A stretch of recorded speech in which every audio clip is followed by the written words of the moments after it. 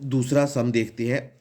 क्या है, एक समतल जमीन पर खड़ी मीनार की छाया उस स्थिति में 40 मीटर अधिक लंबी हो जाती है जब सूर्य का उन्नयन कोण 60 से घटकर 30 हो जाता है। मीनार की ऊंचाई याद करो। ये एक आपके पास मीनार है, ए बी क्या है, मीनार, ए बी क्या है, मीनार, ए बी क्या है, मीनार, मीनार है। अब इसकी मीनार की ये छाया है, इसको क्या कहते हैं, छाया। ठीक है, ये छाया है, ये क्या हो जाती है, ये शायद 40 मीटर अधिक हो जाती है। एक तो छाया ये है यहां से लेके यहां तक, एक छाया यहां से लेके यहां तक है। जब 60 से कोण घट के 30 हो गया, ठीक है, तो छाया कितनी बढ़ जाती है, 40 मीटर अधिक लंबी हो जाती है जब सूर्य का उन्नयन कोण 60 से घटकर 30। कोण घटता है, 60 से 30 कम होता है और छाया बढ़ती है। ओके, कोण तो 60 से 30 हो गया, छाया पहले इतनी थी अब इतनी होगी, बढ़ गई, कितनी बढ़ गई, 40। यहां से लेके यहां तक कितना है, 40 है।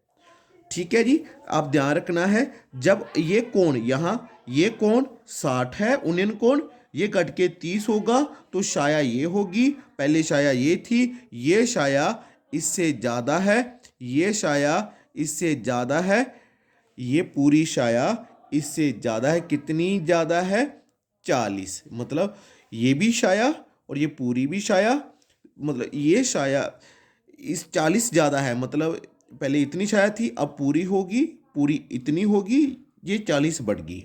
हमें मीनार की ऊंचाई निकालनी है। तो देखिए, त्रिभुज, दो त्रिभुजें हैं, एक तो ए बी सी में, इसमें लगाते हैं ए बी सी में।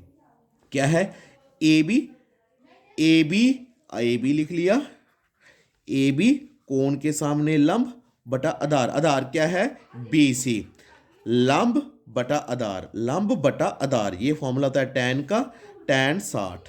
टैन 60 कितना होता है, ए बी यहीं पे, टैन 60 होता है √3, साथ में बी सी आएगा, समीकरण 1।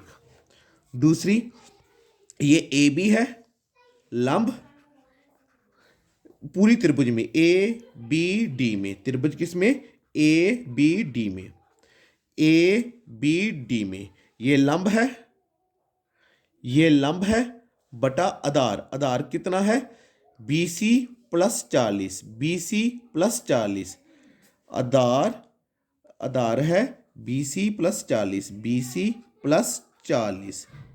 तो लंब बटा आधार पूरी त्रिभुज में अब किसके बराबर, टैन 60 के। टैन 60 कितना होता है, ए टैन, टैन 30 है, सॉरी कितना है, 30। पूरी त्रिभुज में कितना कोण है, 30, टैन 30 1/√3, यहाँ ए बी बटा बी सी प्लस 40, समीकरण 2। इस दो में ए बी है, दो में हम क्या करेंगे, ए बी का मान भर दो, ए बी का मान कितना है, √3 बी सी, यहाँ भर दो ए बी की जगह। तो क्या करेंगे, ए बी का, ए बी का का मान भरने पर, मान भरने पर तो कैसे भरेंगे, कैसे भरेंगे, ए बी की जगह, ए बी की जगह क्या लिखेंगे, √3 बी सी, ए बी की जगह क्या लिखेंगे, √3 बी सी, ए बी की जगह √3 बी सी लिख लीजिए।